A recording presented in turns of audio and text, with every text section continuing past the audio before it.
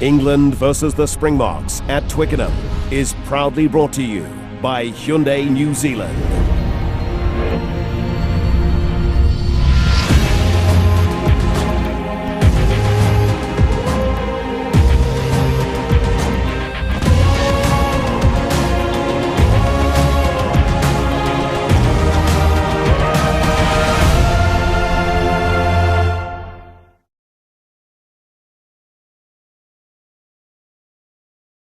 The third of England's QBE internationals pitches them in against the second best side in the world, South Africa. It has been 6 years and 10 games since they last tasted victory over the Boks, and for England fans, it is time for that to change. Live coverage is available for you via Sky Go on your mobile device in 3D with Dowie Morris and Johnny Hammond talking you through the action.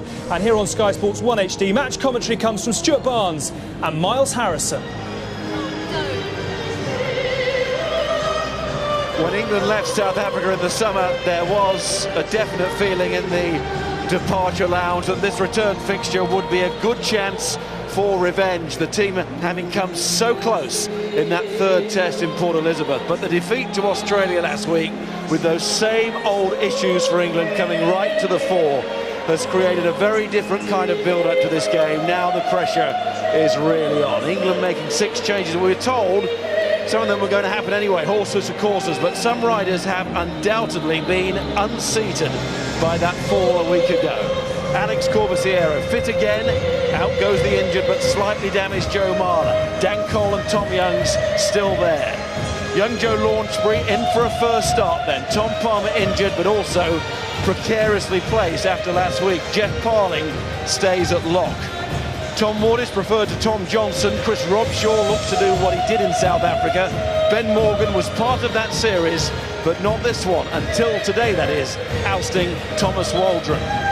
Ben Youngs is back in for Danny Kerr to partner Leicester colleague Toby Flood. We're told that was the tightest of all the calls at number 9. No change at centre. South African-born Brad Barrett and Manu Tuilagi looking for that elusive attacking combination together.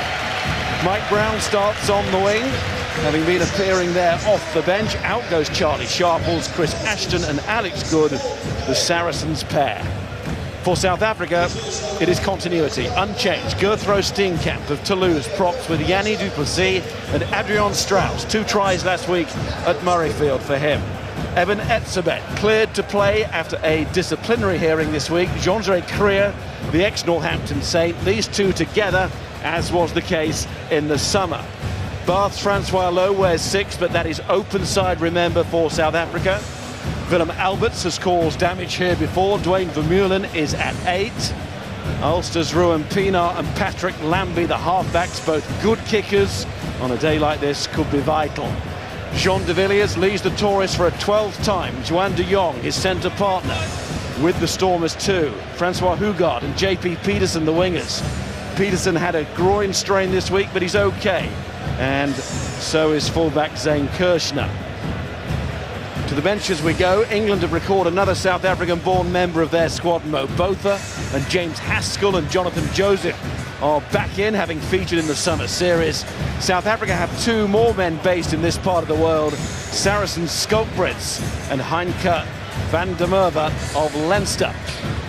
Confrontation and willpower has been England's clarion call this week, but to win, the men in white must be smart and seek space with hands and boot.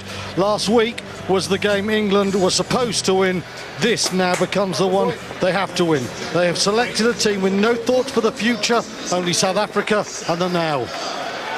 And the Boks very proud of their recent record against England. It's 9 wins and 1 draw since England last beat them here in 2006. Jean de Villiers moves to number 5 in the list of capped Springboks, overtaking Brian Habana. He's their captain, and he's got plenty of support in the ground. Yeah, well, until injury intervened in the summer, Willem Albert's ability to smash through England's frontline defence was the single biggest problem for the men in white. The white shirts need to don their crash helmets. If they don't stop Alberts, England are unlikely to stop the Boks. So down the tunnel with the England players, gathering with mascots from their formative junior club. It's a lovely touch. The kids wearing the colours of those home-from-home sides. England themselves back in the white today, underneath the tracksuits, and that has to be right too. And they're going to get a great reception now.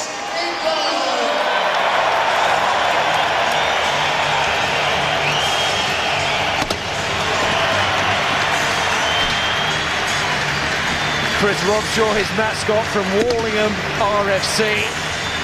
He's shown some great qualities as Captain Robshaw, alongside Archie McMillan today. Little Archie, but big Chris longing to restore that reputation on the open side. In the last few years, of all England players, Ben Youngs is the one to have troubled the big three. His running game kept England afloat in June in Johannesburg. If his basics can withstand the pressure and the elements, he's England's potential match winner and Stuart Lancaster's big, bold selection. For South Africa, this is the match that they've called their cup final, to be played on a cup final stage, their last game of the year. They do not want their run against England to end today. A long time to think about it. The anthem's to be led by Laura Wright.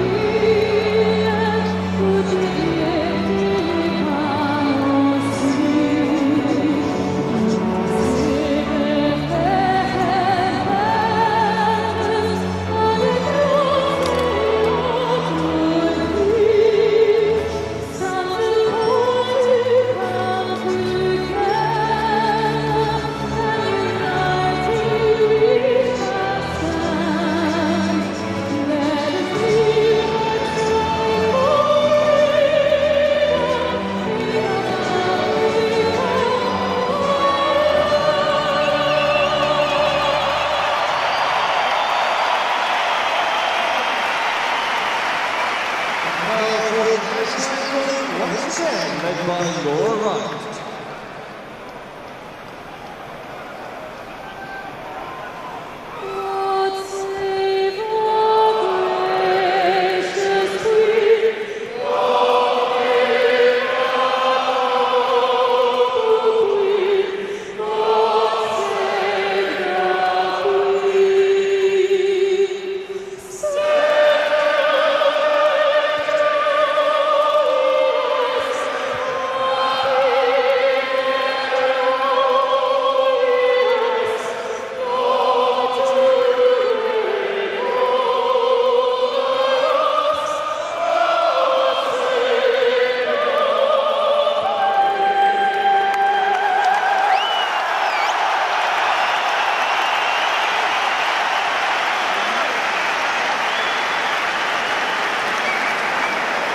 Forget all this talk about performance and result. England know that to win this today, they will have to perform against Heineke Meyer's side to get the winning result that Twickenham and all of the watching support so desperately need. Against the Southern Hemisphere, when will it all end? England have to start winning these matches. There was a great connection there on the anthem. Up a notch from last week, if that is a barometer. Nigel Owens, who was in charge of the 42-6 drubbing that South Africa handed out to England in 2008. His assistant Glenn Jackson was very much still a player then. Now he's on the international refereeing panel, and assists today along with Peter Fitzgibbon. The story of this year's QBE International Series is in danger of being written in an all too familiar style. But Australia came here and turned their week around. Can England do the same? Can England do what they just failed to do in that third test in the summer and finally beat South Africa again? We are about to find out the answer to that, and possibly a whole lot more besides.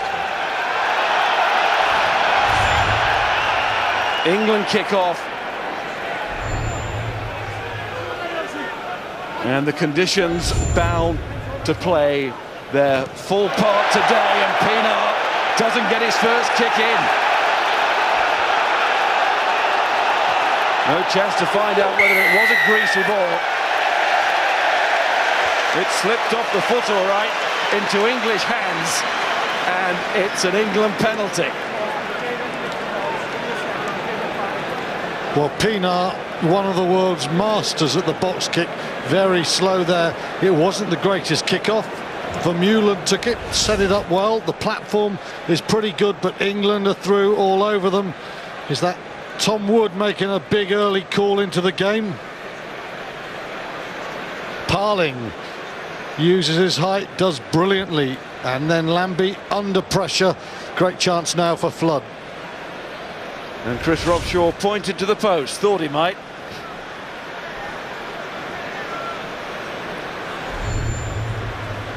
Chance for points. Barely played a minute, just got beyond that point because Flood is taking his time.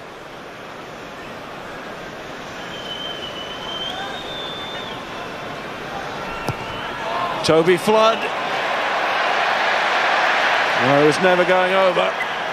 Disappointing kick after a committed start from Parling and from England on the chase to Flood's kickoff. Well, even though he missed the kick, if nothing else, at least they've given Pienaar a potential sense of the nerves there. And he is a key man for South Africa, and England have got to him early. It's Lambie's restart. He gets so much elevation. Watching him kick off the kicking tee. Goes very, very high. Flood will be disappointed. It was a good strike. It just held its line and therefore stayed wide. Here's Youngs reunited with his club partner at halfback, Brad Barrett, Durban-born. Played there in the summer, got injured in the first test against the country of his birth. Youngs again, alongside his brother from the start today, Tom at hooker. And there he is, pushed out of the way by younger brother, scrum half Ben.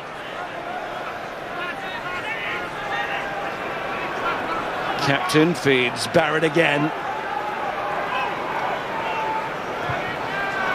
And Ben Youngs brought into the side. One of the reasons his tactical kicking. Any ball on the floor today or coming out of the clouds will be tricky ball to deal with. Pienaar making sure this time. Mike Brown, England's extra fullback in the back three. 6 years since he played on the wing for Harlequins, but he's done all right there, Mike Brown. Back it comes to Ben Youngs, to Toby Flood. Ashton wanted the kick through, I think. Here comes Tom Youngs. Travels well inside the Springbok 22. Ben Youngs again. There's a little bit of space opening up there. Youngs again to Parling. That's nice and straight from him. Good start from England. They've continued and keep going with Morgan. The record number 8, the record scrum half, feeds once more to Ashton, who's come off that wing looking for it. Out it comes once more. It's a poor pass, but it was advantage, and surely this will be 3 points given the geography. If Nigel Owens stays there, well, it still should be 3. Well, it comes from Ruben Pienaar giving Mike Brown too much space. The script says South Africa are one of the best tactical kicking teams in the world. Pienaar is their key kicker. He's been charged down. He's gone too long, and the Harlequins fullback has proven himself more than a makeshift wing there. It's South Africa missing the tackles, and at test match level, if you miss the tackles, you lose the front foot, and England putting them under pressure. Decision making not quite right once or twice. Parling was static.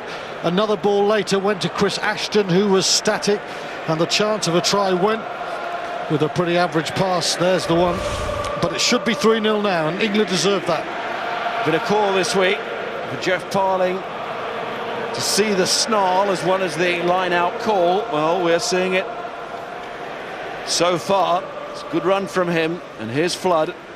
Can't really afford to miss this one, having missed his first, and he won't. Won his 50th cap in the summer in Port Elizabeth before going off injured. Toby Flood, 3 points and fully deserved. Well, Stuart Lancaster will be pretty pleased with his selection at the moment. A lot of eyebrows raised with Mike Brown.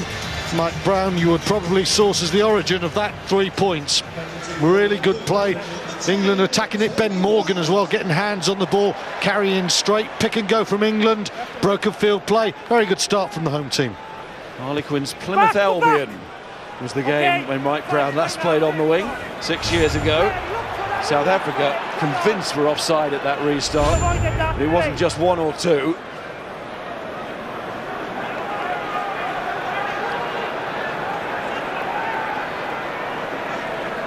Youngs, deeper this time, Flood brings it away from Pienaar, and of course played on this ground in the Heineken Cup final in Ulster colours, but England don't protect the ball.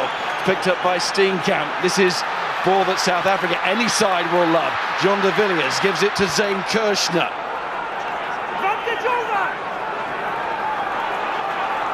And South Africa look to use their big men up front. Another one arrives, Adrian Strauss, but holding on is Nigel Owen's call there. So England managed to survive, and they'll be relieved because it wasn't particularly good the way they presented South Africa with that position. I think Flood's got hurt. Well, that's terrible from Toby Flood. Look how deep he is. He's got no one alongside him. He's got no pass. Everyone's in front of him. All he can do when he starts to run is offer himself as a sacrificial target. He could beat one. The crowd cheered first of all, but if you beat one, you're going to run into the next green shirt. England turned over. Had South Africa gone to their right, that could have been terminal there for England. Could have been a 5-pointer. Got to be more decisive. If there's any doubt there, get the ball off the park. And that's where he got hurt. You can see his grimace there, Flood. England starting fly half, feeling a little bit groggy. Let's go to Dean Ryan while Toby Flood receives treatment.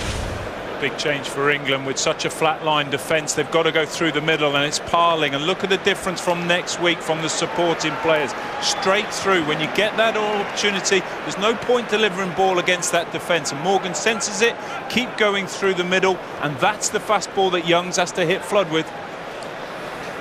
Yeah, tactically, I think Dean's spot on there. If you go straight through the middle, the pick and go, there's a potential space. If you go wider still, there's a space. Where you don't go is the one out, and once or twice England have done that and they've gone nowhere then. Well, Toby Flood looks better, but he's still coming off, and Owen Farrell comes on. Mentioned that 50th cap in Port Elizabeth. He went off early then, Toby Flood, that day. So Owen Farrell had that drop goal opportunity right at the death to snatch the win. So Farrell comes on to win his 11th cap, still only 21 years of age. And the Saracens man joins a backline already, including club teammates Good, Ashton, Barrett. England lose a line-out. First time in the autumn. Both sides going in to this match with 100% of the 2 games they played so far. But a switching from South Africa. It comes to Francois Hugard, who's scrum half in the summer series. Pienaar is there now. Oh, Etzebeth is driven back there. Strong on the game line there. It's very strong, but they're penalised. And it's another kickable penalty, this time to the box. Up comes Lambie.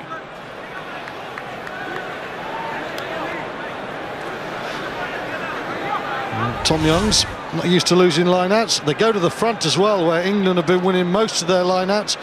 But it's Tom Wood who's moved there, and Etzebeth gets the left hand in ahead of him. So nothing quite working there. And then Hougaard just gets a little bit flat. England's defence thereafter very good. Etzebeth, he's stolen a line out, but he crossed the gain line time and again against Scotland. But Brad Barrett, with some help there from Wood, does really well. New on the scene, Etzebeth this season, 11 caps now with today's cap. We know a lot about him already.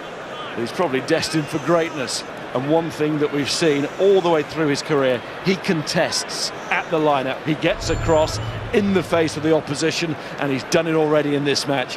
Helping to set up here, Pat Lambie, who's just a year older, to go for this first 3 points. And that for him was a fairly low trajectory, taking into account the conditions. Scott Brits, another Saracen on the bench for South Africa. Delighted with the end result from the boot of Lambie. We're level at 3 apiece. I'm talking to Bob Skinstad before the game, and I said, why does Lambie start in front of Pienaar as kicker? And he said, as a fly half, he is a mood player. You let him start with a kick in, he gets his goals, he plays beautifully. If he doesn't get them, we switch to Pienaar. So that's a good start for the 10. Good chase from Ashton, trying to tackle big Dwayne Vermeulen, the Stormers' number 8. Toby Flood is ready to come back on. He's got a good view as he's emerged from the tunnel of Ben Morgan. Got a hat-trick last week in the LV Cup for Gloucester against London Welsh. A little bit eye-catching, of course, but what England wanted to see is bigger physical presence from Morgan. It was the case in the summer. He's been working on that.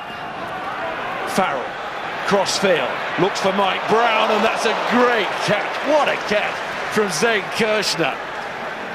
Talk about keeping your eyes on the ball. And Pienaar kicks again, but it's a kick without conviction, although Corbisiero was nowhere near making that catch. It's cleared up by Parling, and that is the halfway line that Nigel Owens examines, as well as the ruck. Up from Good. Kirshner, well, we know he's going to catch that. He caught the last one. Keep your feet, good. Use it. And Pienaar taken back in, so Lambie keeps it live. Good again. Farrell and Brown, are they going to challenge? No, they're not, but it's knocked on by Peterson. Picks up himself, but England will put into this scrum. I think that might signal the return of Flood. Very interesting kicking game at the moment. When England charged down Pienaar early on, they got to him. That's a really poor flat trajectory kick. That's the sort of kick we saw from Danny Kerr that led to a try from Australia. England then play a kicking game. They go diagonal against Kirshner. That was a good kick. It was a fantastic take. But the next time England kicked it, Kirshner was standing on the right wing. Pat Lambie had slotted in to the full-back position. I know Lambie can play full-back, but they really should have gone at Lambie then from Good, not back to Kirshner, who took that kick with ease. They've got to look for the weak links defensively and not just kick where the strength is. Now, what about the scrum? Will it go better here for England than it did last week? Touch, set, in line. Corbisiero, the change in the front row. Well, it's gone a lot better. Off his arm.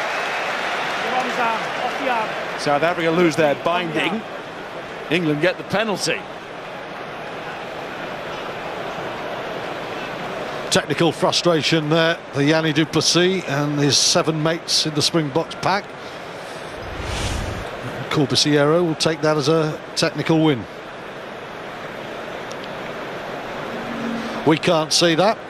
Ben Young's in position. Nigel Owens, he can. Poor start for South Africa in terms of discipline. 4 penalties in 11 minutes. They have to cut that one out, or England will build a useful lead. And third in their own half. See the rain. I think it's with us for the day.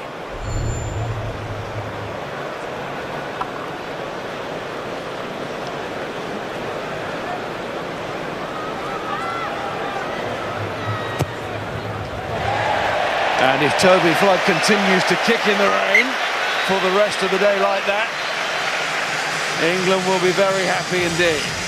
South Africa giving penalties away, and Flood now starting to take advantage of it. Here's the scrum.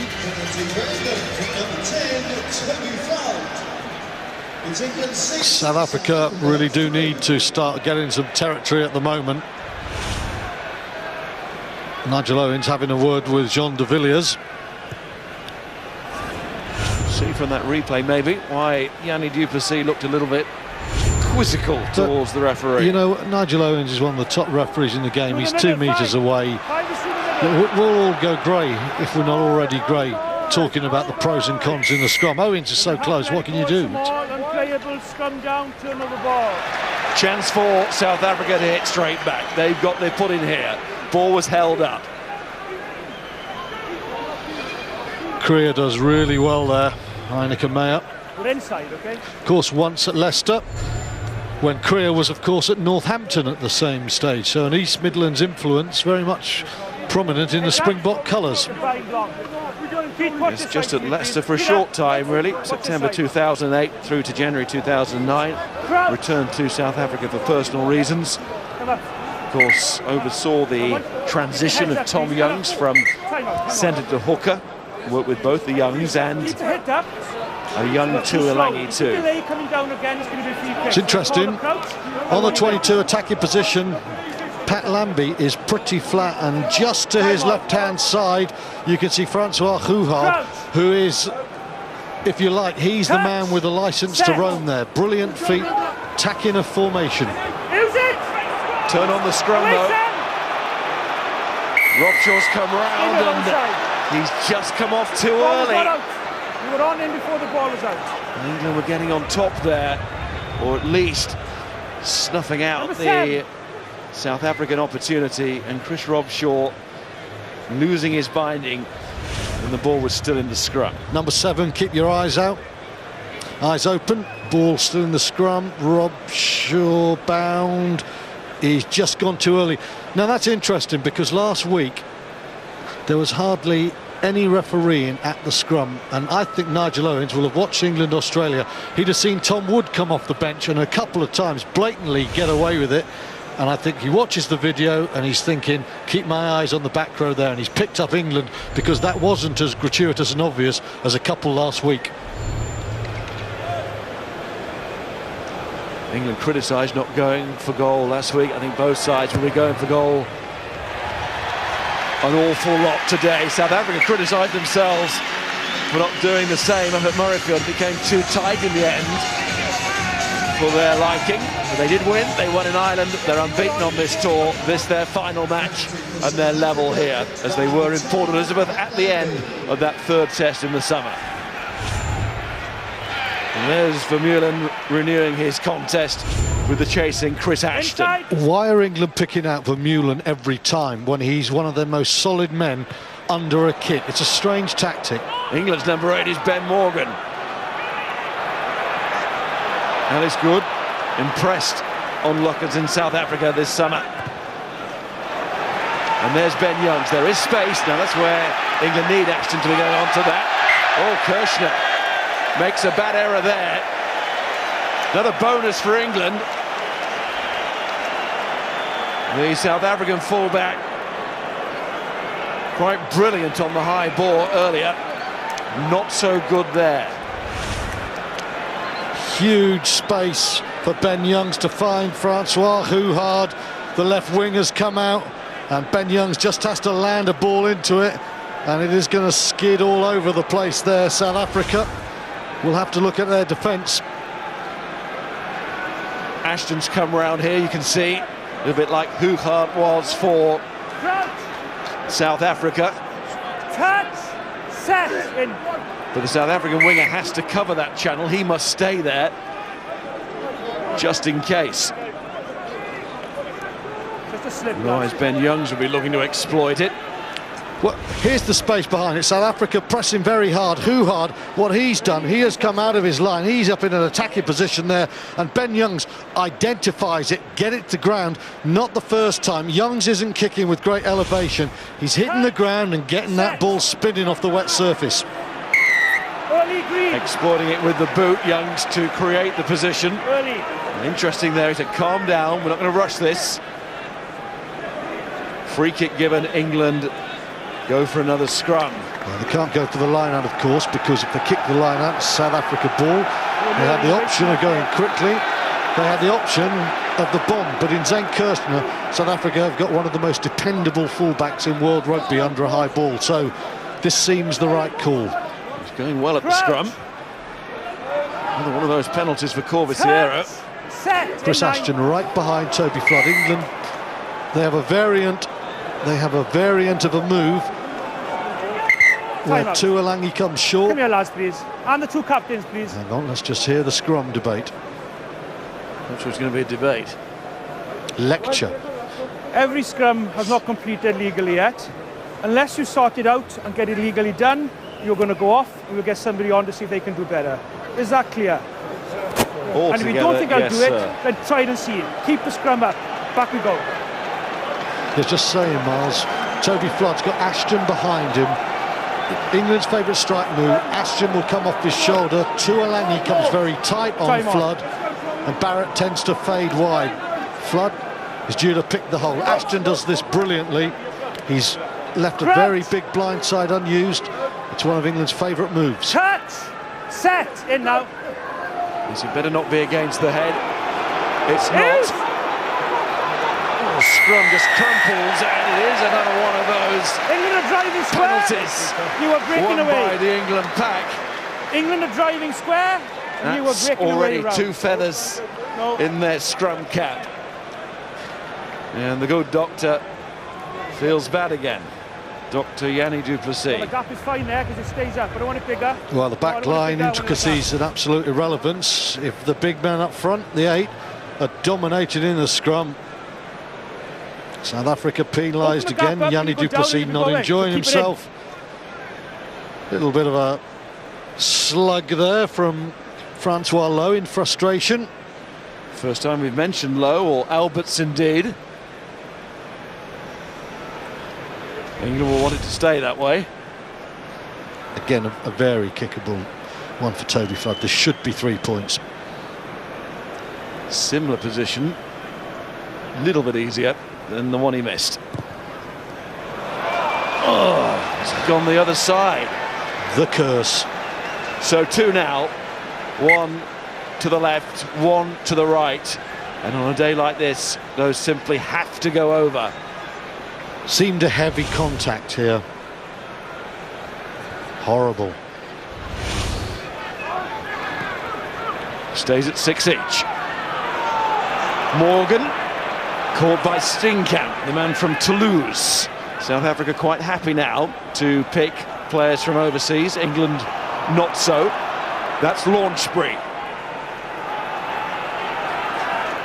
Very impressive in his 2 cameos as a replacement in this autumn series. Ben Morgan has had to watch Thomas Waldron. Not today, and Morgan is definitely a bit more of the animal about him. Dan Cole. His name implies a bit of heavy industry and he likes it. Careful with the leg. So too Rob Shaw. Youngs, his Launchbury. Release now, Green. Lost now, Green. England trying to hit the rope to create that quick ball. Cole again. And there's Kriya with the tackle, but Cole falls the right way. Back to Flood. Here's Barrett. And then it's Tom Wood. That was pretty poor black back play there from England. Not really going anywhere at the moment. Youngs, Tom Youngs. Ben Youngs to Good. Ashton.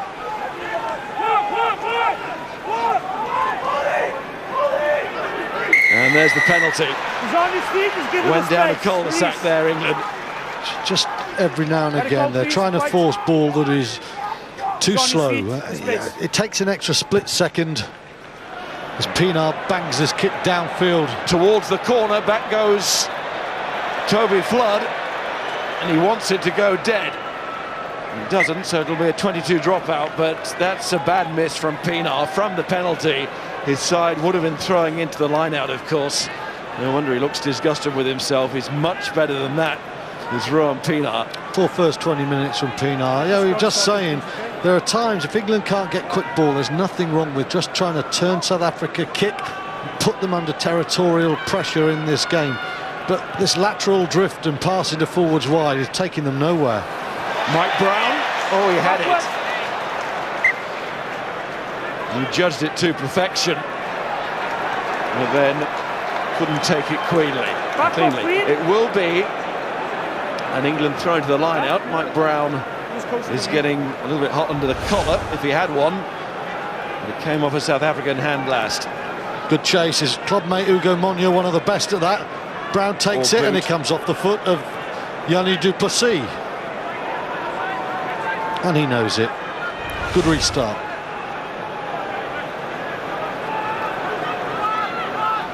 Brother Bismarck injured.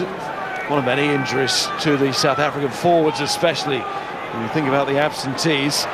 Won't run through them now, take too long. Stay, White, stay! England certainly can't play the injury card today as Ben Youngs gets that away.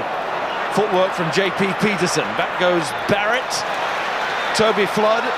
Ashton wills the ball to come to him. Stay! And now it's Kirshner. Crowd would have loved him to have knocked another one on, but Kirshner tapped it backwards towards himself. Here's Flood again. He's got plenty of time. Back White! And we've got time now to go to the front line and Dean Ryan. Been a couple of tight calls from Nigel Owens around scrum time, and I think du Plessis will be a bit unhappy. He gets the penalty against him, but it's Corbisiera. Look at the angle he's attacking du Plessis. I'm pretty convinced that South African scrum straight. The position of Corbisiera just rips it off the front, and Nigel Owens gives England the penalty. That's two now that he will feel. Yanni du Plessis should have gone the other way. Strauss throws. Here's Pienaar. Now, South Africa starting to get their back row involved. Francois Lowe, the Bath man, and he looked very strong then. Suddenly Lambie's coming on to quick ball, takes a deflection. On its way to JP Peterson. Now, ruck is called. Closing in on 50 caps. He's world class, is Peterson. We saw that again in the summer. Tries in the second and third tests. Pienaar, where's Lambie gone? To the short side. Kirshner. Ruck is called now, lost. Ruck is called. Hands on, he's no good. Moves from Maul to Ruck.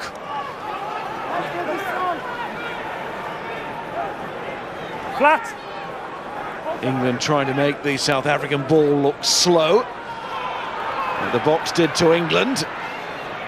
Tuilangi in there along with Tom Wood.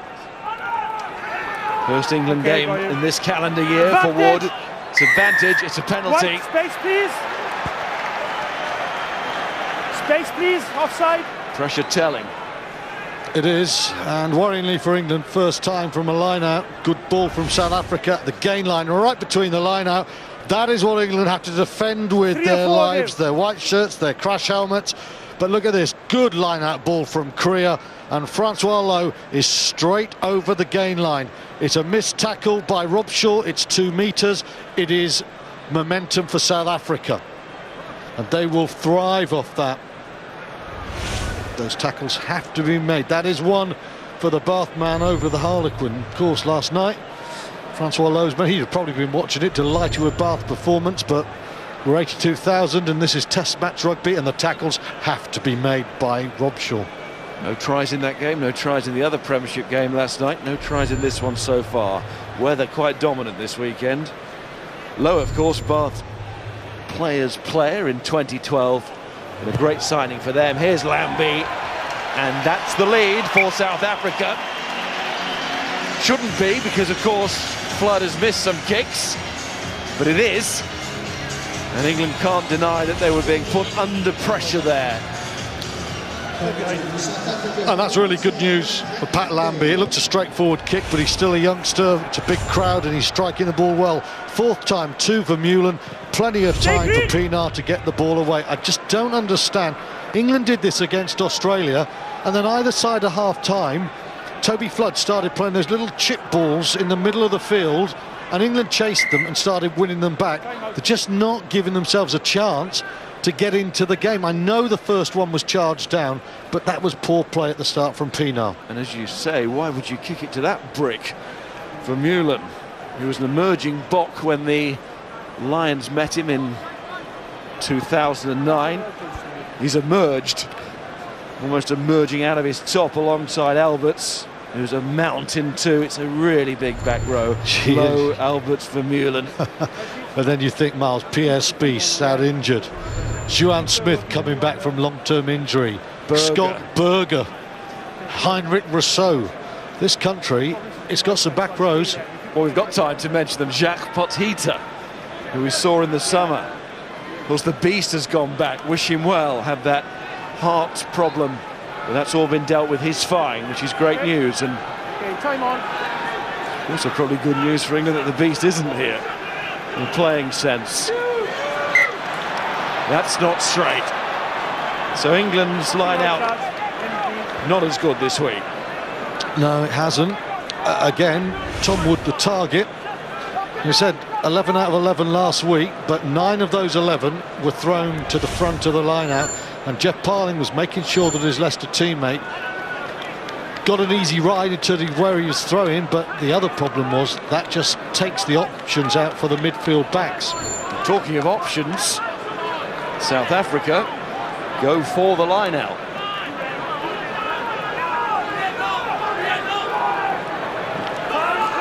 Just about went 5 metres. Would have been very close, that. It's a very interesting call, isn't it? That suggests that South Africa are very concerned with Nigel Owen's interpretation of what's going on between Alex Corbisiero and Yanni du Plessis. And then they've got this excellent line out, and they go to Steenkamp, and that's a generous 5, shall we say. They've lost the ball anyway. Well, what South African teams of the past would have said, not going for the scrum option. But as you say, it might be connected to the referee's interpretation of what's going out there, not an anti-macho call, if that makes sense. Yeah, well, they're getting penalised at scrum, so take a line out where they've been immaculate until then. And they go for a little diddly one at the front. Not Steenkamp, he's not a little diddly one. No, it wasn't a description of him. That's okay. Here's Flood. Onside. And plenty of time this time for Francois Hugar. Has to be better than that. When you get into the opposition half, if you are going to kick the ball away, give yourself a chance at regaining it or pin the opposition right down in the corner, and that was neither.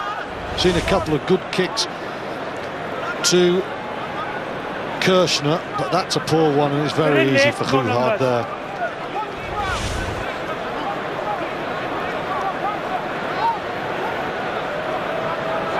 Well, Gurthro has a good name, doesn't he? Sort of sums him up.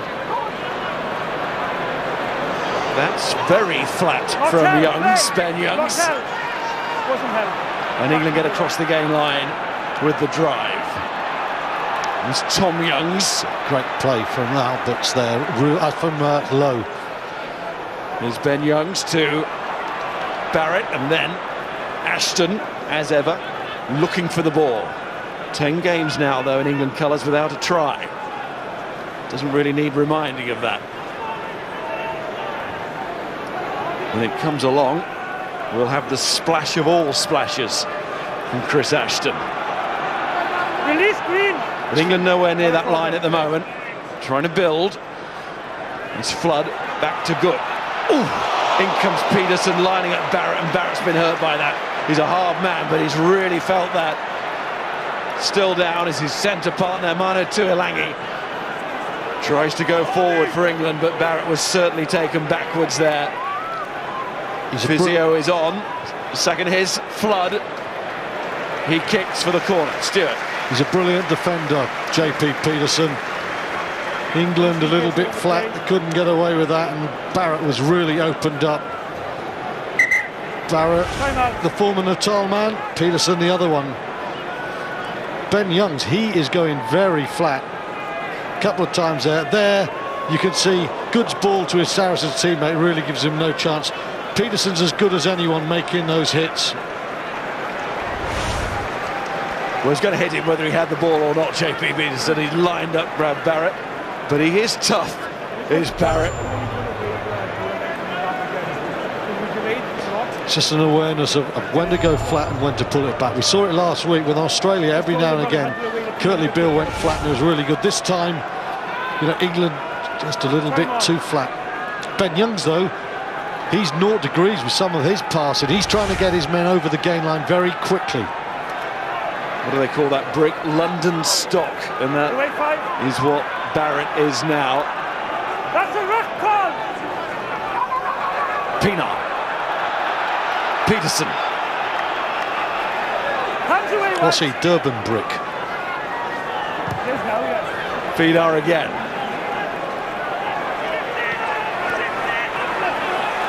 Here comes Ben Morgan. Oh, he went low, but man, England don't protect possession. Maybe on that occasion, easier said than done. Morgan was very committed. Tackle from Robshaw, he gets the warning, but he did his bit. And now Lambie. This is good. To Brown. Thinks about using that left boot and does. Not to siege gun it to the corner. Something a little bit more dainty with a chip. Green back, please. There's Kirshner. Puts them all onside, but Brown was doing the shepherding, and it works. Stay right. Good again. Who's chasing that? Well, the answer is nobody, really. So, in space is Pienaar.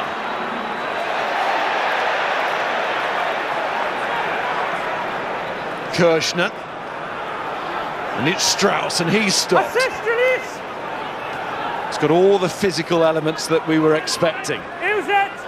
Every last drop. Low.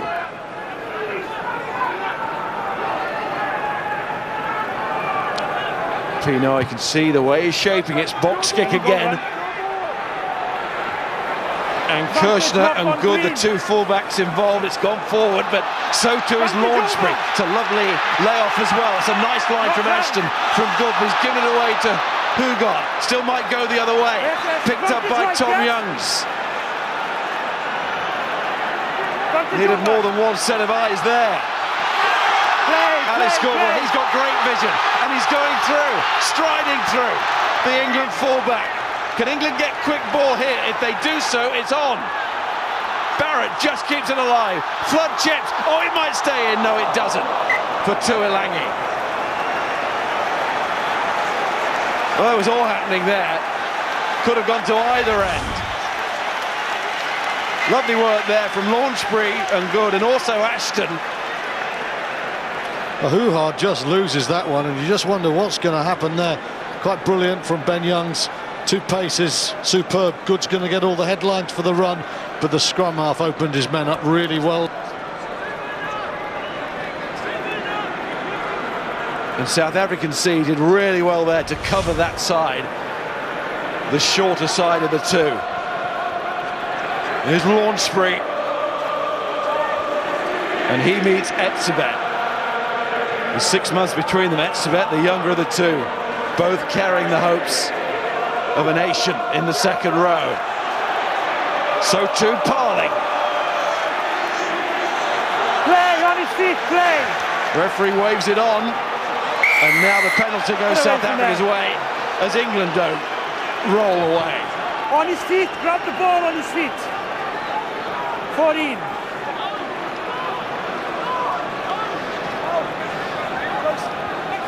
Close. Huh? It was close.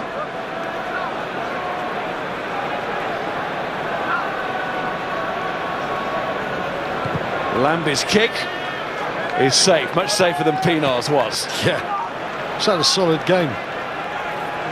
Solid game.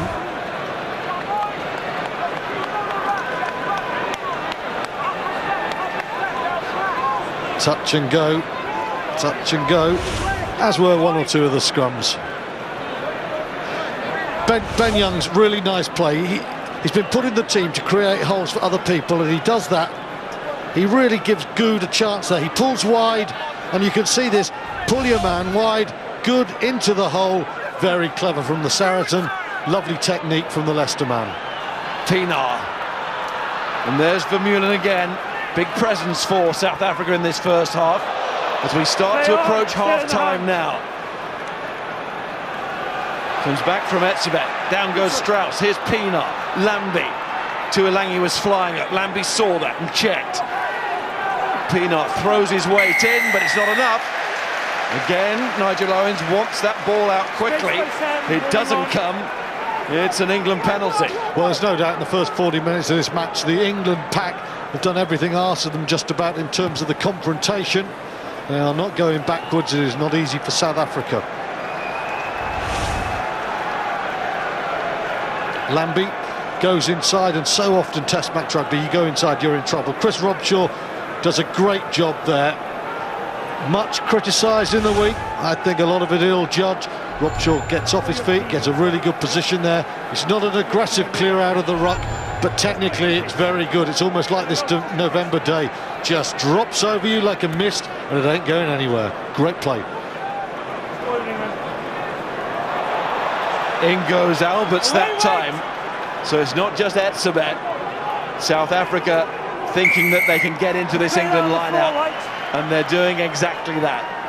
You were on the deck when you played that. Getting in there physically, getting into the minds as well. Tom Youngs, well, he's very much a work in progress. Of course he is. This is just his third cap, and thrown into this because of the injury to Dylan Hartley. But South Africa starting to win some crucial ball. Willem Alberts is a big man. He's done really well there. And once again, Tom Wood, it's the third time England have had trouble in the line-out where it's Youngs and Wood. The Northampton man is moving forward, which he does brilliantly, but it's just not happening. The timing between the Leicester hooker and the Saints man, not right at the moment. And your point about timing between two players is also key. So often the hooker gets it in the neck, but it's not just him. Here's Peterson. And Pienaar to Lambie. There's only Kirshner and Hugard outside, so Lambie takes it on. Good tackle again from Barrett. I think he is trying to get away. That's low, stands up as Launchbury comes into him.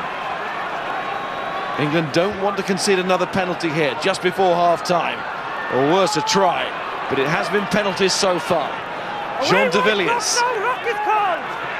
South African captain, again the arrowhead of a Springbok attack. Barrett once more, another tackle, and it won the ball, and England have a chance here, and Ashton is going after this, and he needs to put pressure on the fullback Kirshner. He's up very quickly, Ashton, that's a good sprint, but Kirshner thumps that to touch. That's a terrific touch find, and although England have got the ball without anybody else being involved in the stand, they could have taken a quick one. There simply wasn't the support to do so. What they should have done is not a quick one from the line out, it's keep the ball in hands here. England have got a 5-on-3 there, and they've kicked the ball down, and Kirshner's got 10 metres in which to clear it. When you play South Africa, sometimes the biggest space against them is when they turn over ball. You don't counter from kicking where they run a really good line, but from turnover ball like that, that is a glorious opportunity, and England, they didn't look up and they didn't count the numbers, and that is a chance gone, even though it's in their own half.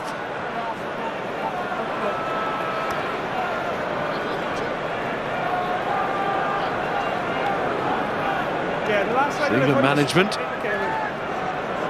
and South Africa's man in charge coming towards the end of his year. Miles, we'll go back to this turnover ball. Look at the space England have got here. They don't have to run if South Africa get numbers across, but they've got all these options, and they can play this game and see is anything on. Once the kick goes in, and it is a 4-on-3, once the ball is kicked away, that option to put Ashton into space has gone, and Kirshner can clear the line. England gain 20 metres, but they lose half an opportunity, and it wasn't the worst kick in the end, but that was half a chance for England to really test South Africa. They need to do that. Better line out, goes to Parley. Ben Youngs with pressure on him.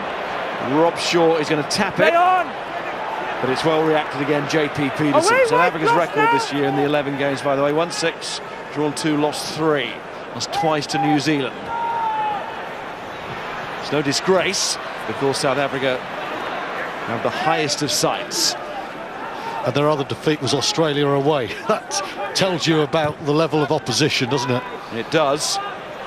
And they do not want to end their year losing this excellent recent record against England.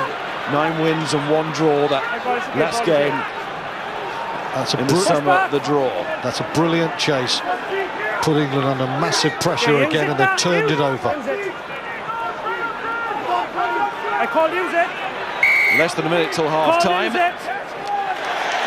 It wasn't used. Get 5 seconds to do so. And South Africa dilly-dallied. Wasted a great situation there. That was a good kick, and South Africa's chase was excellent. They've turned England over there. Beautiful kick. Just watch this now. 1, 2, 3 green shirts. The tackle, 3 men in. Look at this. De Villiers first of all. De Jong there, Vermeulen there. They've got the ball, and then they're too slow. Overall, as we go towards half-time, Vermeulen there, by the way, could be pinged. He's not bound on anyone.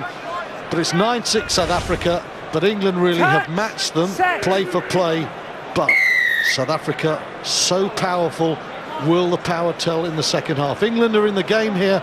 There's nothing really in it. We wait for a moment of magic. What will England do here?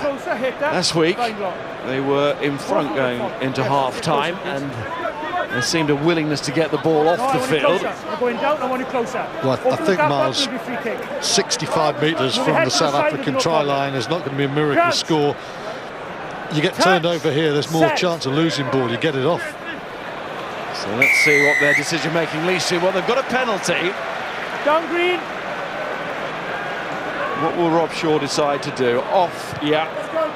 Let's go into the changing room, and you can hear the captain shout there, let's go, come on.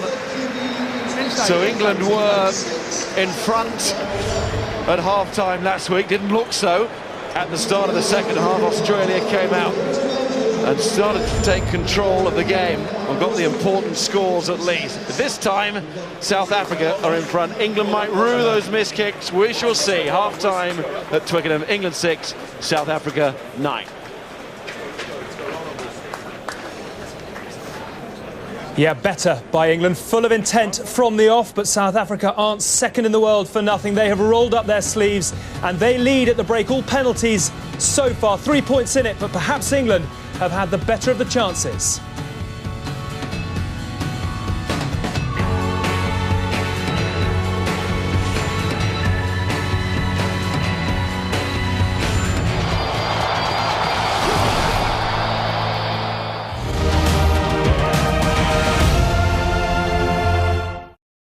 Thanks, Alex. I was with the South African squad this week and they were saying how they'd enjoyed the weather. Not so today. It is broken. But also broken is prop forward Yanni du Plessis.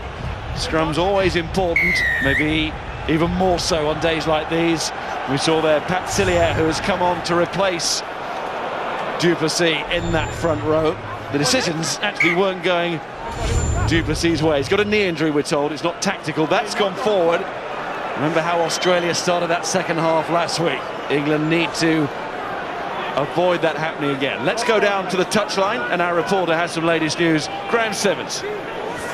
Miles, thank you. Yes, the faint glimmers of a smile from Stuart Lancaster as he walked back out for the resumption of the second half.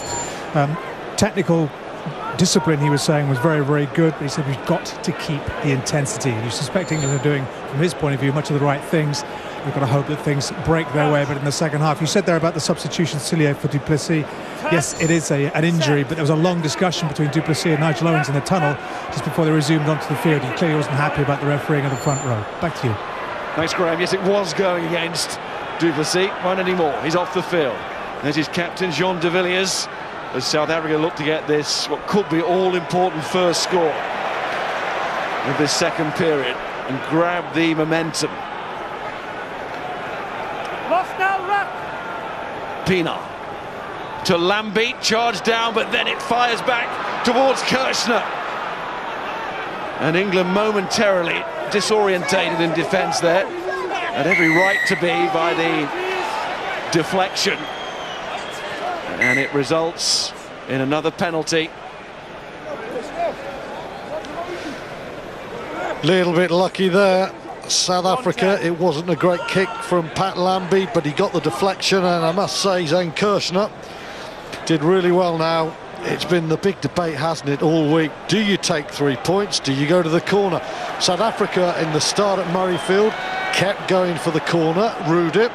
The way Lambie has kicked, you wouldn't have bet against him getting it, but the decision from the box is to go for this corner here. So little bit lucky there, the double, the ricochet, penalty comes. Key moment in the game, perhaps. Might actually have led to an offside there that was missed, the ricochet. He came back forward off the kicker. So Etzebeth takes a change of policy, change of emphasis here from South Africa as they look to go for that England line and get the big score.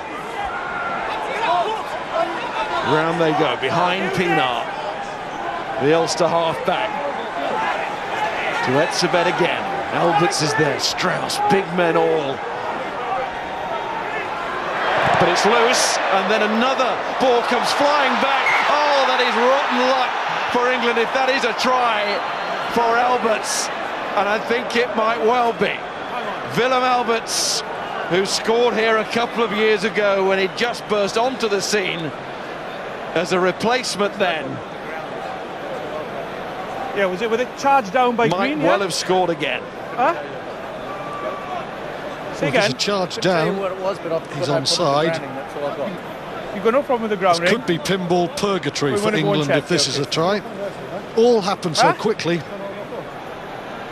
You're going to check. You've got nothing for me, Peter, not you? Okay, we're going to check. Well, Glenn Jackson's had Check, a word, please. but Nigel Owens needs more help. ball went I back. think we all do. The ball went back. Huh? It was, as you say, didn't see no pinballing ball. around in there. Second That's time Jim. that it's happened. Try First yes to or no, create the please. position. Straight call, yes or no, to Jim Newell, the television match official from Scotland. Now there's the ball lost.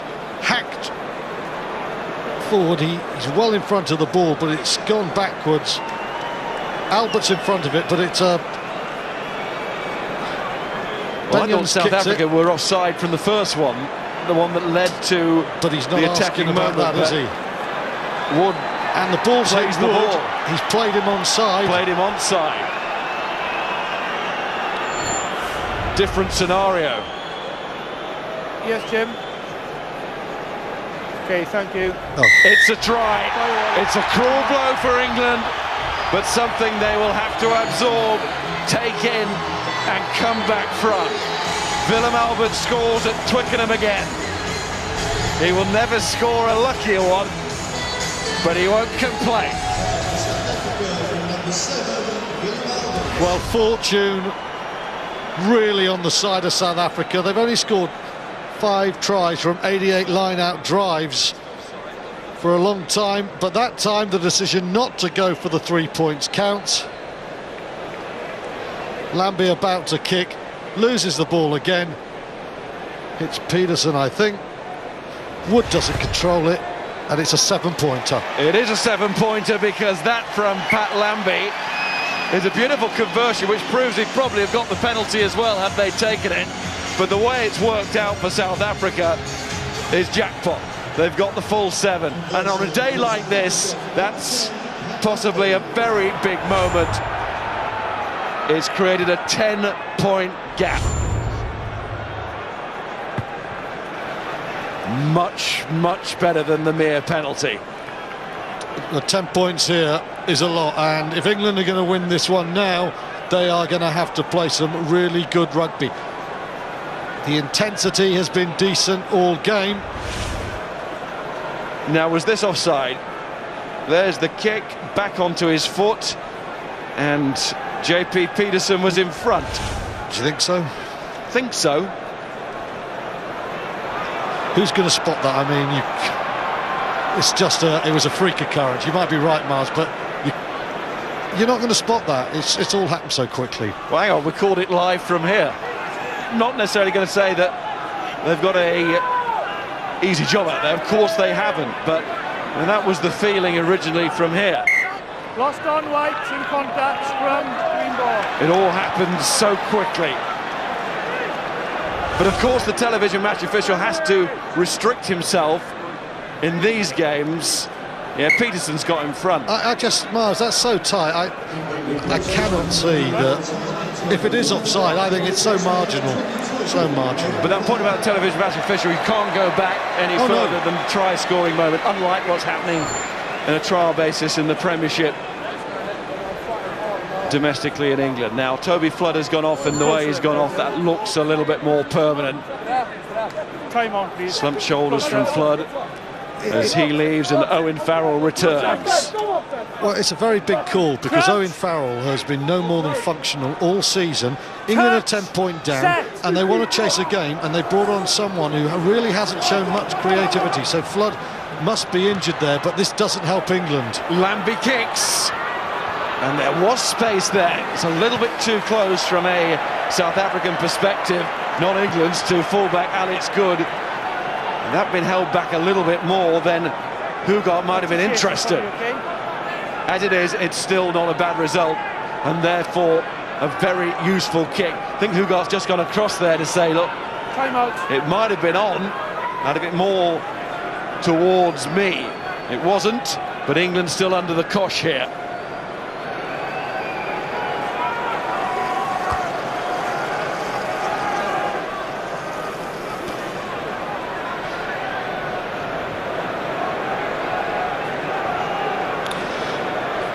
Yeah, it really is.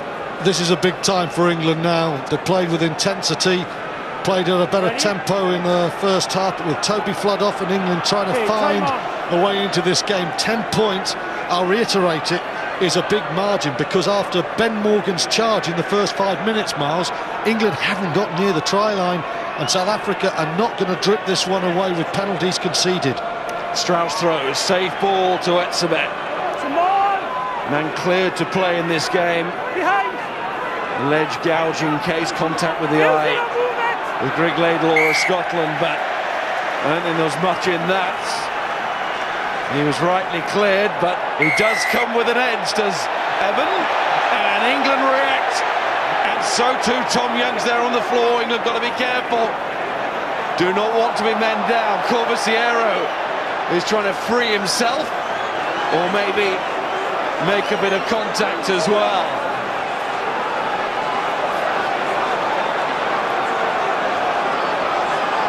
Etzebeth and Launchbury, the two 21-year-olds, at it. There are a few peacemakers in there, and there are a few that weren't making peace. And Launchbury and Etzebeth have you got something? at the front of the queue. Yeah? Okay, Captain, stay there, please. I've got nothing, just a scuffle and all. What started it is number 4, Green, has put his hand up to the face of an England player. Okay, so it's penalty. That's going to be the penalty. Just a penalty, and it was actually in touch, so it's in 15 is where the penalty is. I didn't see what So South Africa to suffer. Etzebeth singled out. 2 captains, please, and 4 Green. Etzebeth, John, you get it's in touch 4. When it starts. Sabo. That behaviour is not acceptable. We all in agreement with that, don't we? I want you two to go and speak to your teams, but that is not happening again. The penalty is against you. You and the one who caused it with putting a hand in the face. Not acceptable. That is the end of the matter. I don't want to speak to you again. Is that clear? Yeah. Is that clear? Thank you. Go and speak to your team. I will start the penalty here against you here. Go and speak to them, please. Go and speak to them. Well, Etzebeth was in trouble last week in Scotland. He was charged with potential gouging. He was found innocent, and it's hand around the face. Again, that's the penalty. It's not the knee. And once Ben Young got the shove from Etzebeth, England were in. He doesn't really need the naughty step for any extra height, does he, Evan Etzebeth? But he's been on it this week, and he's on it again here with the sanction, a penalty no more. There was a time when that was just, guys, let's calm it down. Frankly, he put his hand into Ben Youngs' face. He didn't do anything other than just say, I'm here. I didn't see anything initially there worthy of a penalty. Youngs throws, finds Parley. Farrell, England called onside, but again they looked as if they were getting in front of the kicker. Tuilangi then gets a little tug back, and South Africa have the ball back. Here's Pienaar to Lambie, and it will be an England line-out. Mike Brown contemplates it quickly, but he doesn't take the option. So the game has changed shape now with that horrible ricocheting try. South Africa now with a 10-point lead, don't have to take risks. Lambie will just chip it down into the 22. South Africa, with the line out that has put Tom Youngs and England under pressure, will be happy with this set piece, and they'll try and force England to come from deep and put the pressure on. Etzebeth right in there. Hands away, Green, advantage right, knock on. And use it. England told to use it. And we've seen South Africa caught before this afternoon on the 5-second rule. Oh, that's come back to Corbisiero. Good hand, gives it to Morgan. England have a chance to go. Farrell gives it to Good. Now Tuilangi. First chance to stretch the legs. Those powerful, strong Leicester legs. Good run from Manu Tuilangi. Goes Morgan again. England up to that Springbok 22. Tuilangi again, but took that one still. Farrell. Tom Wood wrestling with Corbisiero. Youngs. And Nigel Owens wasn't looking at that. He might have knocked on. He's got a call from his assistant. Youngs knew he'd done it. Owens didn't initially, but they're all wide up, the officials these days, and it works. That's a great box kick from Ben Young. JP Peterson, one of the best in the business at handling with that, doesn't get near it. Good pressure from Mike Brown, and that is what you want from a high kick. Good attacking opportunity, and Tuilangi, he's out of the box there, and real trouble. And that comes from a superb box kick from Youngs. Good scissors from Barrett. Powerful handoff. Etzebeth can't get there for pace. And then we see that pumping, driving technique of Tuilangi. That was better from England. This young Lambie treated there with the handoff by Tuilangi. 2 tries against Fiji, 1 try last week. Again, there's been a debate about Tuilangi. Is he a plus or a minus in the media this week? But you know, his scoring record is sensational. 8 tries in 15 tests before today.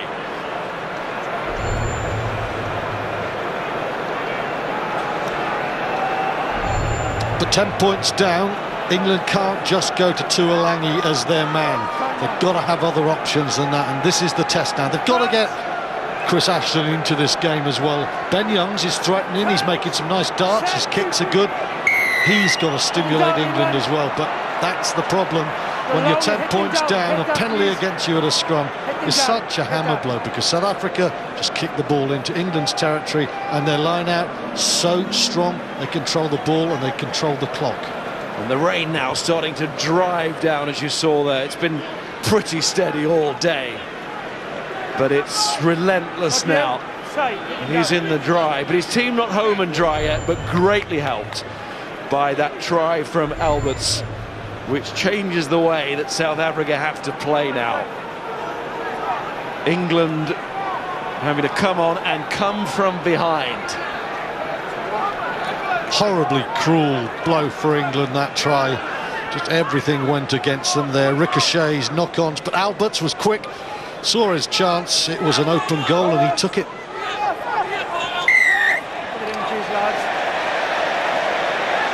Gap shot, free kick. Bomb. This is where it should go, and certainly not on Zane Kirshner. Farrell the man to supply it. Toby Flood's replacement. Well, it's gone straight to Kirshner, and England not able to get anywhere near him. That was terrible. Farrell's going to get another chance, and there's no fullback at home this time. His own fullback, Alex Good, is trying to get there, but JP Peterson has played fullback and wing long enough to be able to deal with that. And England now have a line out where they didn't want one. Technically and tactically, that was awful from England. Owen Farrell's got a free kick. St Kirsten is one of the best in the world. It's down his throat and he's got 10 metres. Farrell gets a second chance. Kirsten's out of the way. Who's the other bloke who can play full-back for Springboks? JP Peterson. And England have been driven backwards there. And, you know, I can't say father will be too pleased with his son there. Oh, and it's gone all the way through to Pienaar. Pienaar to Lambie, who sees off the first challenge. And now Farrell makes a tackle. In comes Tuilagi. Oh, he's stolen it.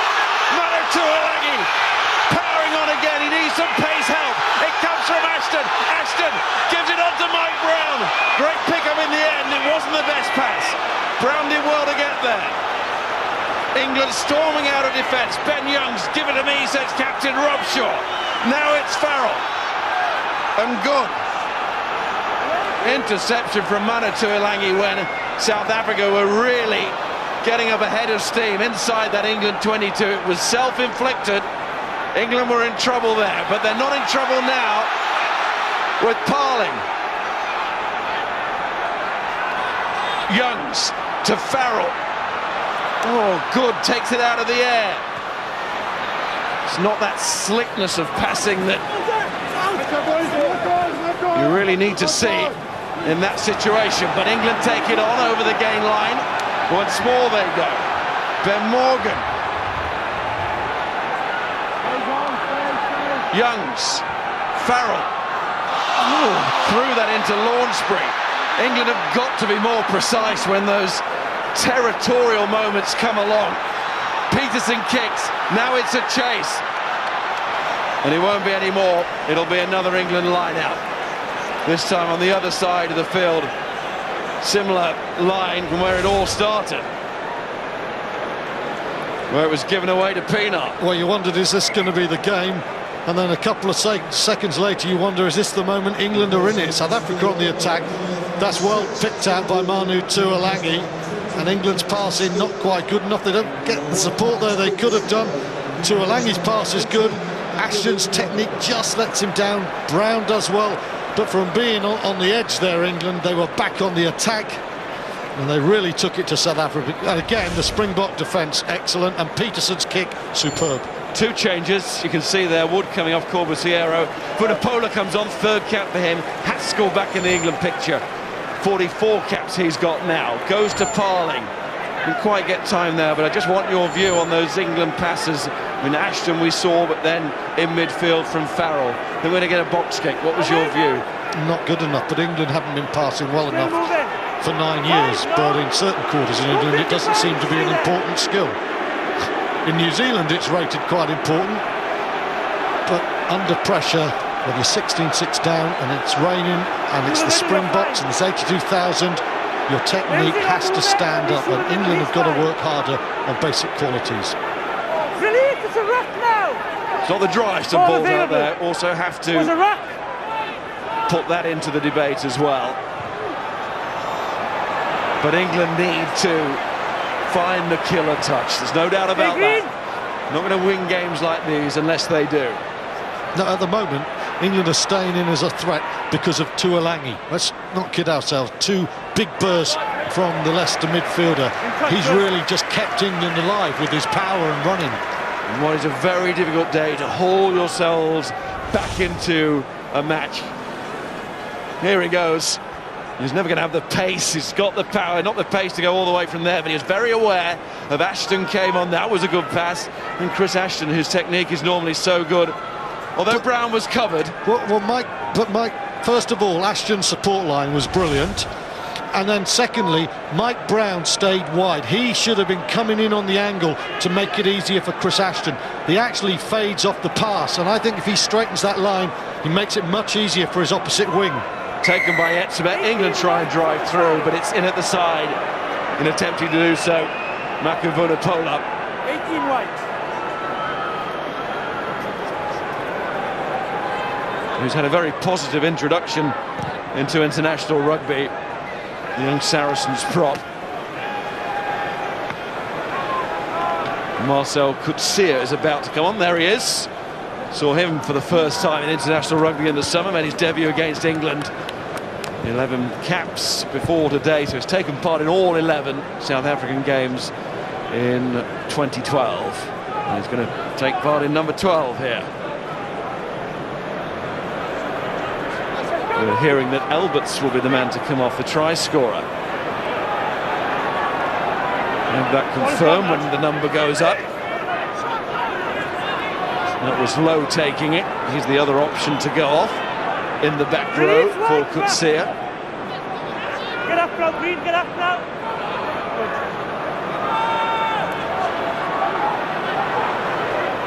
Haskell goes in, and then Launchbury does as well. He's certainly on his feet. He's won the decision. South Africa take the ball away, prevent England from taking the quick one, although I'm sure they were over considering it anyway. Modern Launchbury. Staying in this game, England. Just go back to that Manu Tuolangi burst down, and again the footballing skills of Chris Ashton. Tuolangi is tearing down the field. Ashton aware of what's on, and just watch how he puts himself in position. Tuolangi's there. He works so hard to get himself in A1 position. Now I think at this moment Mike Brown needs to come off his left wing, and he just makes it a little bit too difficult for Ashton. Brilliant support line though from Chris Ashton. Just wondering that moment whether we saw that Mike Brown was not a regular winger. Yeah, it's hard. It's instinct, isn't it? It's instinct. Had Brown been infield 10 metres, does he run that straight line? He's so good at doing with Quins. Alberts goes, Coetzee comes on. Because South Africa scored so early in the second half, England have the time to sort out the problem. Still not reached the midway point, but that is not straight. And that is a problem for England that hasn't quite gone away today. It's a combination of bad conditions and a very fine line out, and an inexperienced hooker who hasn't really found his rhythm with Tom Wood all day. This time he actually goes for his old mate Jeff Parlin, and there you can see 9-1, 5 loss. That ain't enough against the Boks, especially in these conditions. Strauss to Kriya. Keep up, stay up. Former Northampton man. Said that he always wanted to play for Northampton after watching them in the Heineken Cup final here 12 years ago, win the Cup against Munster. Here's Pienaar, who now plays his rugby in Ireland with Ulster, and Huhart the ball. Pienaar again. The invitation to catch it out of the rain. Up goes Kirshner. Well played Launchbury. Big broad back being used to good effect. Also Tom Young's there. Brother Ben gives it out to the England midfield where Morgan was loitering. Farrell finds Barrett. Ben Youngs, that's not good, Cole. Well, he got something on it, and that might be vital. Parling was just given the chance, therefore, to spread his whole body over the ball. Farrell, that's better. It's a nice pass there from Farrell. To Brown. Strauss is offside. Tuolangi does want the quick one here, but I think he was on his own. South Africa were never letting that one go, were they? Strauss was offside one side, J.P. Peterson was being a complete pain in the backside on the other side there. We're in the position to take the consequences if things go wrong, okay? England have a little convention. It's a very important line out. He knows it. Such a big decision now for England strategically as well. Do they just say we'll settle for any sort of line out, or do they say we're 10 down with 20 to go, we've got to get good ball at the front and rear? Goes to Parling again, and this time it is palm down from Parling to fellow lot Launchbury. Vunipola. Youngs. Barrett as England look to try and show their attacking game. Haskell trying to impose themselves as the home team. Youngs, both of them. Here's Farrell. Parling's work rate has been right up there today. Hands on it from South Africa. That might well have been a penalty. Just about released in time. Referee did call it. The release, that is not the penalty. Here's Rob Shaw. South Africa read that inside ball from Ben Youngs very well there. Youngs gets his wish, Ben Youngs. Pointing out the hands in that ruck, and Nigel Owens. And everybody is saying post. Did it with a straight face as well there, didn't he, Ben Youngs? So with some help from his friends, Chris Robshaw gets the right decision this time, and now Owen Farrell has to turn a good decision into 3 points. Kick goes over. England have got 20 minutes, not just to get a converted try to win, to draw the game, but to chip away with a few penalties and win it. They've got to get themselves within range. It's fair to say a lesson learnt from 1 week to the next. In these conditions, it would be a great effort to get out of this. 16-6 down against a side ranked second in the world. Got this fine recent record here at Twickenham. Said that England need to make it feel like home.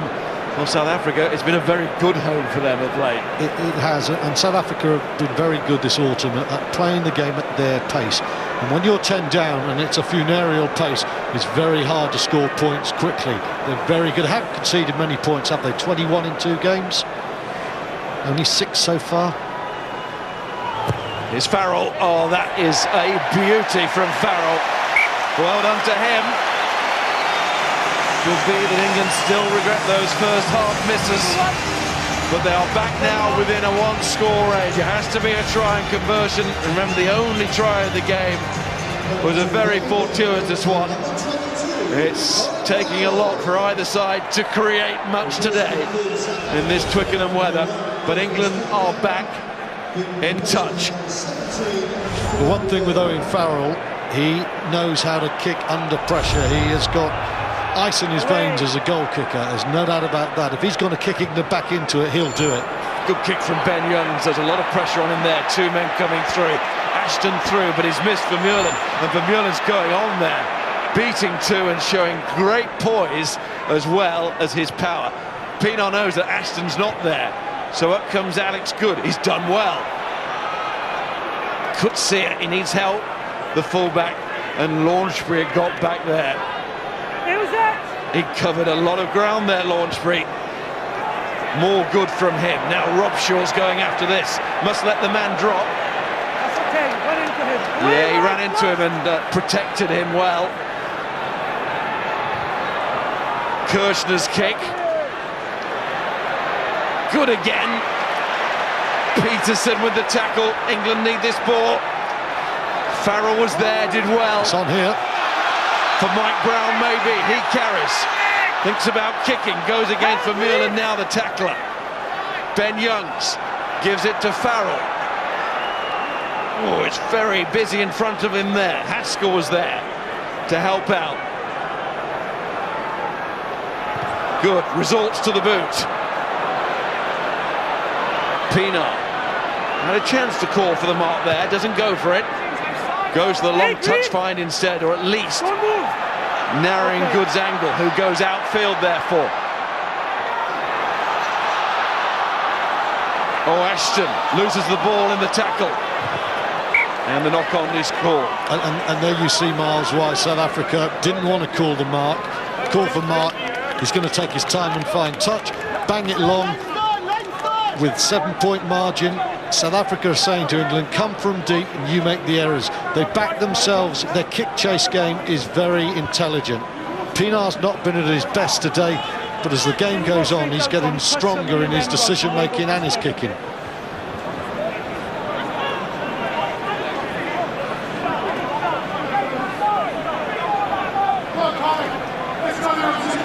Haskell, who started the 3rd test in Port Elizabeth. There he is on this near side. Went very well that day. Crouch. England almost winners then. Touch. Set. Pick it up. Now they need to start to be winners in these games at home in the autumn. Lambie goes over the top. They know they can't concede again here, England. Not held. The clock would start to be against them then. Youngs to Farrell. Hugart.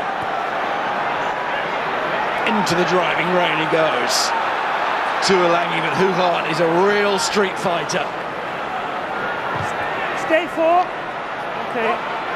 This will be Ben Morgan's. Good catch. John de Villiers was there, but so too Alex Good in support. Roll away, Green. Ruck is called. Dealt with the last two kicks very well. Good sweeping up the chip, and then Morgan and Good combined their good defensive play from England. Young's just checking if he was able to kick it into touch on the full without losing ground. It was taken back into the 22. Kriya. Pienaar. It's all very narrow here from South Africa, but JP Peterson can make an awful lot of those situations. Gets it back. Pienaar in there again. Look at Farrell putting himself about there on Lambie, and Barrett too. That's great commitment from England. And England trying to drive through. That's what Australia were doing to them last week. And they won the penalty. Lesson learnt. 66 minutes and Twickenham comes to life there because England are fired up, and that was really good rucking work. For once they don't get to the ball and stop the men in white, drove beyond it and they earned the penalty. That's tremendous work from England's pack.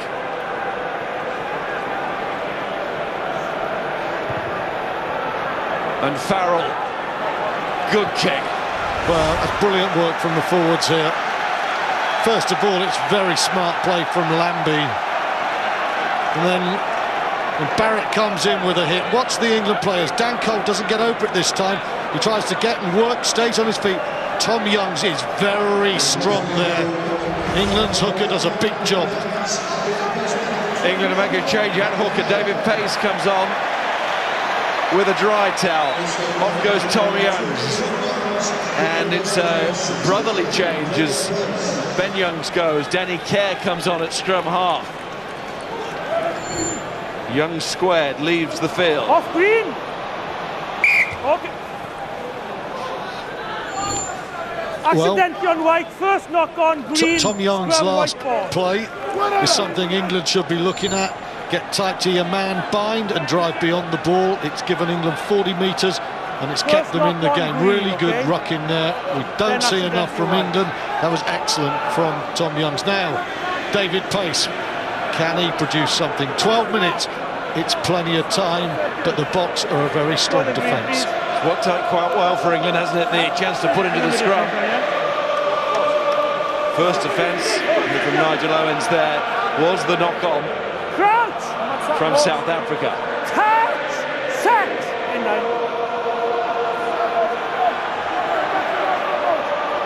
Werner Perler's got an interesting view. He's gone upside down. Here's Kerr. Peterson there again. Kerr back on his feet. Away, Green.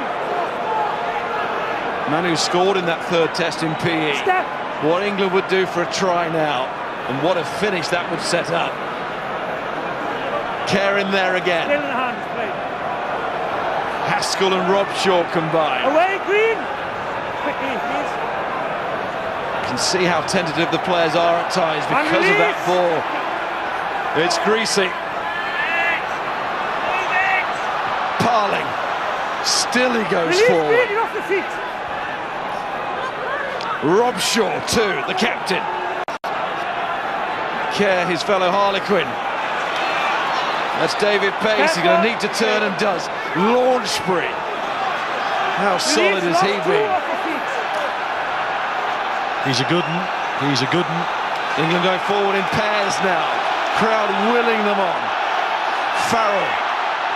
What's the distribution like here? Well, it's found Barrett. Okay, it's behind you. Morgan's got it for England, through the hands of pace, but it's gone backwards. Here's to Ilangi, whose one way is forwards. Farrell, inside ball. It's loose again. And South Africa don't want the advantage. So Farrell looking for the inside ball, and it's not just accurate, and it's not enough dynamism, and the hit's big. Dean Ryan, front line. Say again. There's been a real difference in the opportunities facing each kicker, and you see here the problem with playing a left winger or a fullback on the left wing. He should be moving across now, Mike Brown, into that space, and Lambie spots it. Huge amount of opportunity, and that's just those little differences which are keeping South Africa on the front foot. That's the bet is going. Flip van der Merwe comes on, the ball's locked. And I got a yellow card against Scotland last week. And there he is, number 19.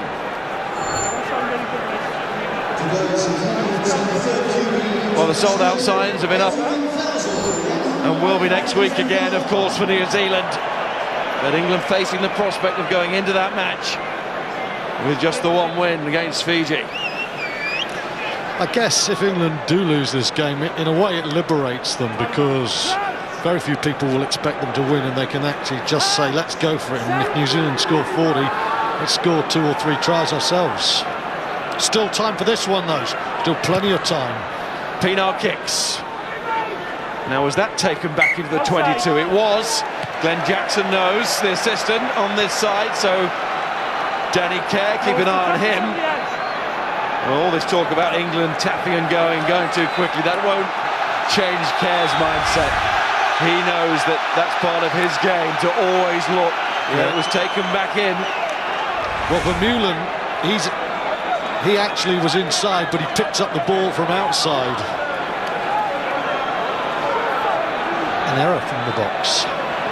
Pace throws again, it's to the front. And Morgan that time moving forward.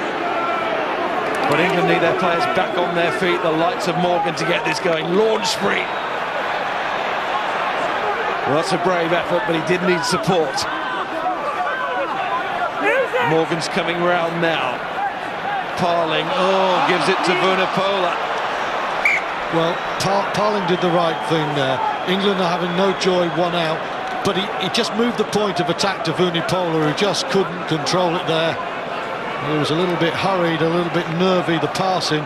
So that's where England need to be. It's from there that they can get second face. He can't go into there. Look, the ball is the good one. He's trying to put his prop forward against the back. He doesn't want to be running at Francois Lowe. He wants to be running there at Pat Lambie, but Vunipola can't control it in these conditions. It was the right idea from Parling, but it wasn't quite held there.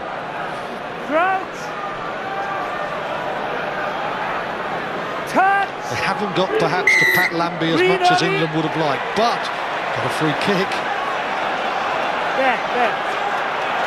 Kerr, he'll tap this one, gives it to Rob Shaw. England looking to set up the grandstand finish. The possibility of a winning finish. That's a penalty. There's too many times from South Africa, and that one right in front as well. 8 minutes left, plenty of time. Rob Shaw has pointed at the post. Mind you, we said that last week, didn't we? If I feel any more penalties here are willful, it's going to be 10 minutes. There's been a couple here in the contact area. Needs to stop, okay? You were off your feet. I told you off your feet to leave. You still played it. Any more in here, somebody's going. Yeah, so not quite too many. One more, and it will tip the balance. Ben Young's looking on. That's a professional team. When you get a referee saying, do this once more, then you're going in the bin. With only 8 minutes to go, you can live with that. And that's pretty cynical. It's on the 22 there from Francois Lowe. He knows exactly what he's doing. They're protecting a 7-point lead. They think we'll give 3 away, but we ain't giving any more than that. Well, they are going to give 3 away, and it gives England 8 minutes. They've had so much possession. They've had so many ball carries. Can they find a way to unlock South Africa? Can they unleashed Tuolangi for one massive run. Young Farrell again. No problem, but England still have a problem. Mo Botha to come on. Other man back into the matchday squad today. And Joe Launchbury is coming on. And what an excellent effort it has been from Launchbury. His first start in international rugby, first of many. I've been impressed with him coming off the bench for England, and I've been extremely impressed in his 72 minutes.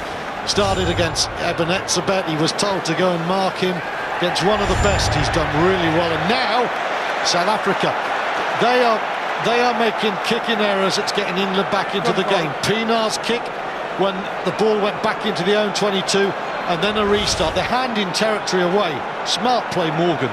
Well, we're saying England in touch. It's South Africa putting it in touch there from the restart. Great awareness from Morgan. But that's really poor from South Africa. Ruan Pienaar, you know, England's 3 points came from South Africa going back into the 22 when they took the ball back in. And that is a cardinal sin. 16-12, they've given England ball and they've given them a chance to play territory.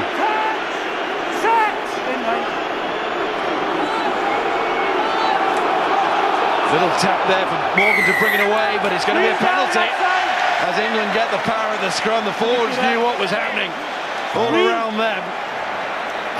I think Farrell's got a big boot on him.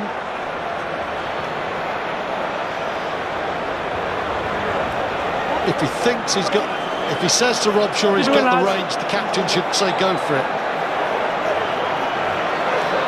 But if your kicker says, I'm not certain about it, kickers never get it when they say, I'm not certain about it, I'll have a go if you want. And with 6 minutes to go, England still need another score. Yeah, if it had been 15 metres, 10 metres nearer, Miles, then the right thing to do would have been go for the 3 points. There's still plenty of time. But if the fly half is down full, then you do the right thing there, which is going to the corner. So that is one that England will not be vilified for. Change with Brits coming on at hooker for Strauss. And Brits, Saracens clubmate, say fellow South Africa, Botha, but now of course qualified for England, takes that ball for England as England look to drive. Wouldn't it be ironic if they got the score now having not gone for the kick? For all the right reasons, all the right considerations there, in view of what happened last week. Would be a moment of redemption, as Haskell has it. Needs to get the energy, needs to get the drive. But that's coming from South Africa there. Care, concern etched on his face there. England against the clock now, as well as South Africa. Vunipola sets it back to Care. Now it's Ashton, supported by pace. Good leg drive there from Ashton.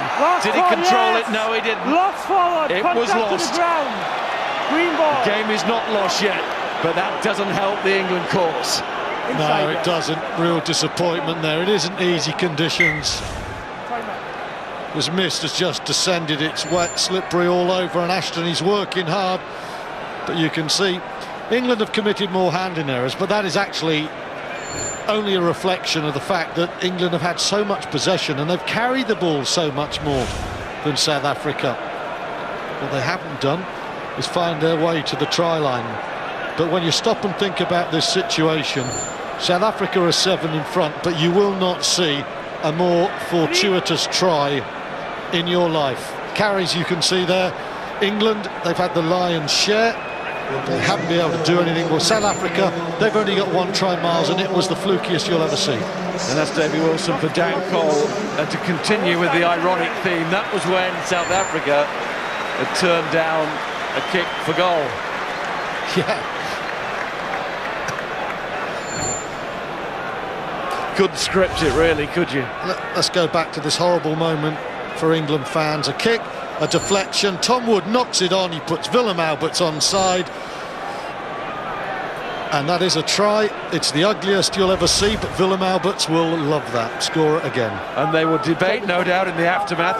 should South Africa have been anywhere near the try line because of that offside, and you made the fair point that it all happened in a flurry. Miles, I've got to say, I don't think it's offside. I've watched it again. You still don't think it's offside? I think Peterson was just onside. So debatable. But there's always going to be close calls in a game. And certainly a game as close as this, they will feel like big calls. Very big calls. The Springboks look decidedly cautious at the moment. I didn't think so then. Their kicking strategy has been woeful in the last 10 minutes. It's given England territory, possession, an opportunity. Oh, they're trying to get across Parling again, but Haskell's got it. 4 minutes now. England here last week against Australia. Playing the clock. Vunipola. Care to Haskell. Good work by both, but good muscle required, Nick Kane. Farrell to Tuilangi.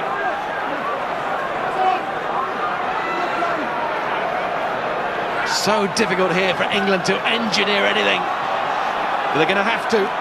Morgan. Haskell. Care and Farrell don't want to kick it away.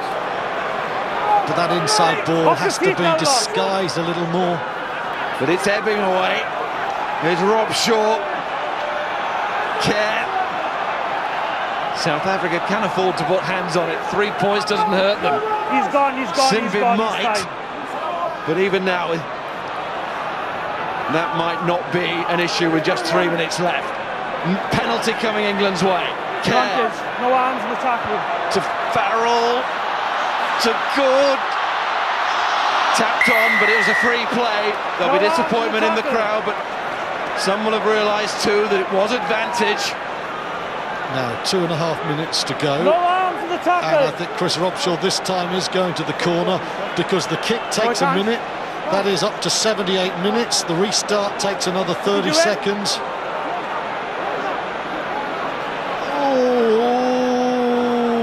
What is the call? No. You see, well, Farrell has got to kick this within 20 seconds and hope that South Africa don't dawdle, but they're going to dawdle. Oh, certainly dissent in the ranks there. Robshaw. 2 minutes. No, you made no count. Emphasising the fact that he wanted the three-point shot, but he also says that his man has to kick quickly. It's the wrong decision because South Africa will not bring this ball back quickly, and it's not football with the clock stopping.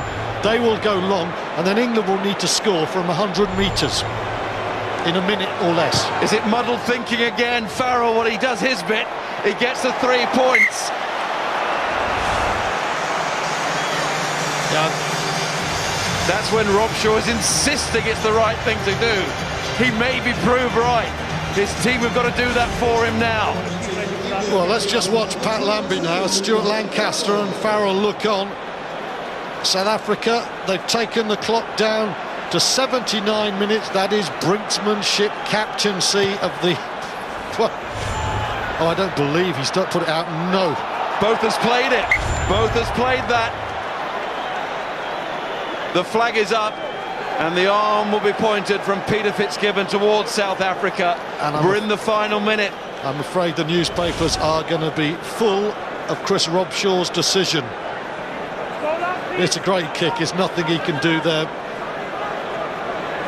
He can't risk it. And that should be game for South Africa now. It really should. Hugo's not the tallest. Tight calls that decide games. Captaincy calls that decide games. Last week and this. South Africa had possession. Haskell. Well, he's got to risk it. He's got to risk incurring the wrath of the referee there. England somehow got to try and get it back, but they can't. South Africa are going to end their international season with a win at England's home. It's going to be 3.5 to a half. over the whole of the year between these two, and that just might be a fair reflection of where these two stand at the moment. England and Chris Robshaw made the call at the end, and it could well turn out to be a call that haunts him. It's a poor call there from Chris Robshaw. He's overreacted to last week. England at that stage had to go for the corner. They had to go for the try. The odds were so much against them winning. They're going to lose the game in the newspapers because of that call. Of course, the odds are against you scoring. Ironically, when South Africa didn't go for three, they went to the corner, they scored in the most fortunate circumstances. England will look at that and they will say South Africa got one incredibly lucky score, we lost by 1 point. In other day, that would have been ours, and they might be right. But the problem is, it's another defeat. It's 4 losses and a draw against the big guns.